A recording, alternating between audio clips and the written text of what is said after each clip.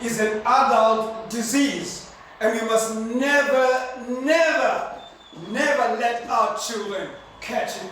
I was born in Cape Town, South Africa. I was a human rights political activist, and I was put in prison alongside Nelson Mandela because I believe that all people of South Africa, whether they be black, white, pink, yellow, green, they are people of value and they are people of worth. So for that, I was put in prison for 4 years. Racism is an adult disease. We must never let our children catch it. A few years ago, I went to do some intervention with a school where a fellow white South African who is extremely racist. It's incredible how white South Africans run away from South Africa or Zimbabwe, yeah, and they bring their own racism that we already have here. They come and compile the issue. So the head teacher this year, with the expertise, I would like you to come and do some intervention, because this white South African said that Rulof, who was a little Afrikaans boy, does not like playing with the blacks. So I thought, oh, that's Kathy, the head teacher here, I'd like you to come and do some intervention. So I did. I went to observe Rulof in the library, in the playground, lunchtime, everywhere he went. He was mixing with all kind of children. Guess who had an issue? The mother had an issue. Yes.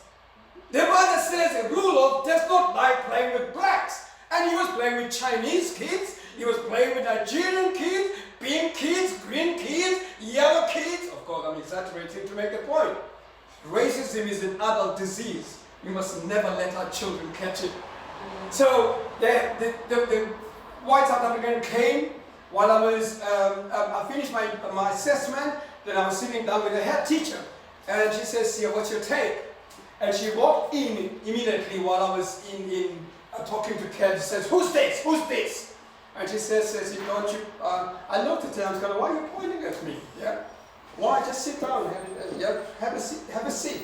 And we began to have a conversation, and we began to have a conversation about how her own issues she was imposing on a child. You said it at the beginning. We want to do diversity and inclusion and talk about race, so that our children and our children's children know that there's a better world to live in. Martin Luther King says, "I have a dream that one day my children will grow up in a world where they're not judged by the color of their skin, but by the content of their character." And I asked the question, why should they be judged in the first place? Whether they be short, tall, black, being freckled or not freckled. Why should they be judged in the first place? Why should they be judged in the first place? Racism is an adult disease. We must never let our children catch it. Did you hear that? Yes. We must never let our children catch it. But also, we must never be victims of racism. I want to tell you a story, my story. And I tell my story, and when I speak in conferences, and I say to people, I'm about to tell you my story, not because I'm a victim, but because I'm a victor. Did you hear that? Yes. I'm not a victim, I'm a victor. Yeah. I was put in prison for 4 years under the South African regime because I was furthering the aims of the banned terrorist organization, which was led by Nelson Mandela. I'm not sure whether you have lived with bullies in your workplaces. Oh, you're not hearing me. I'm not sure whether you've worked and lived with bullies in a professional capacity. Yeah. Now there comes a time when a bully steps on your toes and they step and they say, "Excuse me," to use your tonality, your nice polite language. "Excuse me, that hurts." And they go like, "It doesn't hurt." And then they go like, "Again." Yeah? And they stamp on your toe and it says, "It really does hurt." But there comes a point when you're gonna go like, "It hurts!" And you push them. Yeah? Is that right? Yeah. There comes a point. Yeah. I'm not propagating violence, please hear that. But there comes a point when the bully does not understand the language of rationale, Yeah. the language of communicating Yes. for better outcomes, to use your language, madam. They don't understand that. So we tried to negotiate as ANC since 1912. I was not born.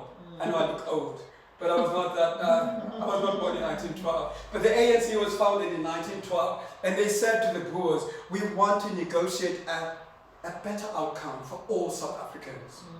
But in 1961, Mandela formed the liberation movement, the Umkhonto weSizwe, which I was part of. I used to sleep in AK-47. I did. So Mr. Mandela says, enough is enough in 1961. Enough is enough. And so I was part of that movement that was saying enough is enough.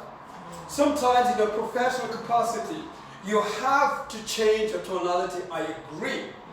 Yeah? Because sometimes our communication style as black people is threatening to some people. I said to my wife the other day, I'm going to do a Zoom, and it's going to be called Speaking with the Voice, Addressing Racism, Speaking with the Voice of Optimism. Because I'm a strong believer. I'm a strong believer.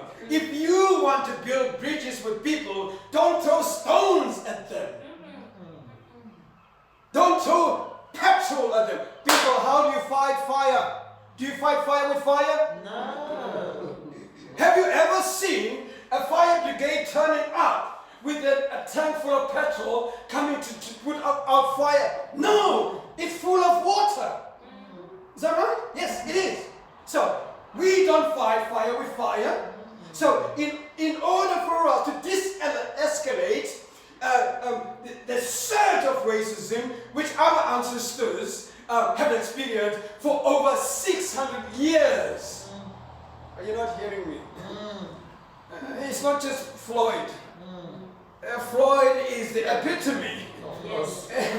It's the lynching of black people across the world. It's the lynching of black people where we were defaced and devalued and dehumanized in our own skin, in our own countries.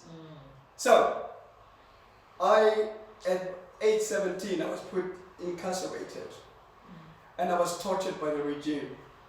And actually, I went back to them many years after I was released from prison. I offered them forgiveness. The Afrikaners that tortured me, I offered them forgiveness. Not because I was Superman, because I realized as long as I hold bitterness, as long as I have the victim mentality, oh, look, white people did that to me, I will never progress. As long as we as professionals, in a professional capacity, go like, oh, white people, we know that some white people are bad, but also some good people. Yes.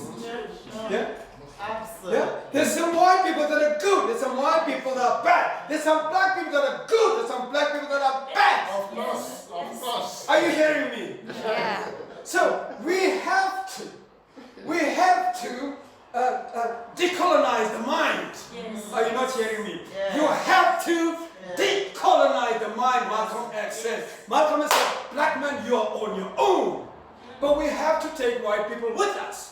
By engaging them in those conversations that are uncomfortable. My wife has been upset, and rightly so, with a program on television. It's called Having Uncomfortable Conversation with a Blackman. Have you seen those? Have you seen them? Yeah. Please go on, go. It's on YouTube. Yeah. My wife's world has been turned around because that guy is making white people enter his story without having an AK-47 saying, you bad, you're going to lose them. You're going to lose them. I'm going to ask you to do 3 activities. One is, I'm going to ask you now, because it's important. I said, Maya Angelou says, do not let children acquire racism. Yeah? And I told you briefly that I am not the victim of apartheid. And I'm saying to us, we have to break free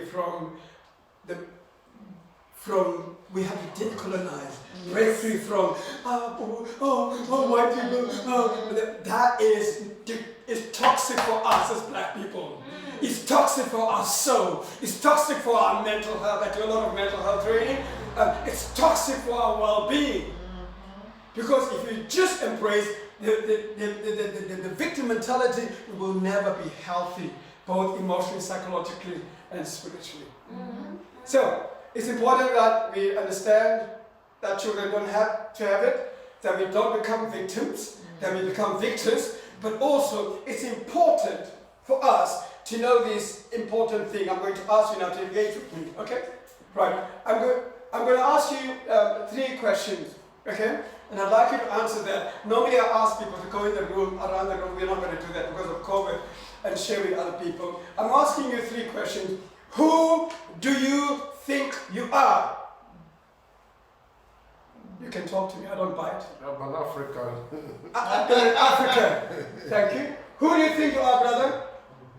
I'm a black man. Who do you think you are, madam? You're a black woman. Come on, talk to me. Who do you think you are? I'm a white woman. I'm a success. I am a royal priesthood. I'm a royal priesthood. Come on, who do you think you are? You're a child of God. Who do you think you are? You're a princess. Oh, I love this. Wow, positivity in the room. Who do you think you are, madam? Talk to me. Who do you think you are? I'm a champion forever. See, if we don't understand who we are, if we Who are we not aligned in who we are, if you are not present with who we are, hey, you're not hearing me. It's important that you know who you are. Are you comfortable in your own skin? Yes. Very well so. Listen, we must also not let our definitions put us in a box. Yeah. I'm more than a black man. Yes. I'm a black man, but I'm more than a black man. Yes. There's more to me than a black man. Yes. Absolutely. Oh, you're not hearing me.